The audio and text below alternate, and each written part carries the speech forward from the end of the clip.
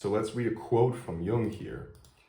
Everyone carries a shadow, and the less it is embodied in the individual's consciousness, the blacker and denser it is. If an inferiority is conscious, one always has a chance to correct it. But if it is repressed and isolated from consciousness, it gets corrected and is liable to burst forth suddenly in a moment of unawareness.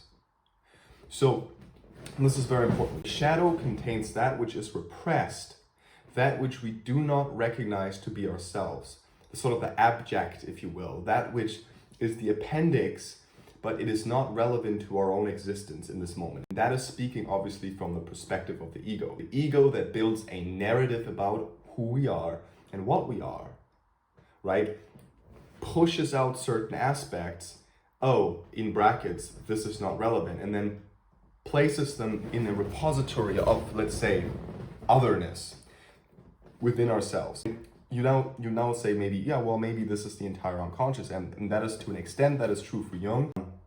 The shadow is an aspect of the personal unconscious, but it is that which is darkest, so that which we do not want to see springs forth potentially on its own accord in moments in which the ego structure, so this narrative that you have about yourself, is weakened. So whenever the ego, right, is not so strong, when it doesn't hold on to itself, it doesn't, when you're not composed, let's say, maybe in a moment when you're drunk, maybe when you're angry, maybe when a weak point is struck, so to speak, when you have a fight with your partner and your partner says, oh, but you're just like your mom, or you're just like your dad.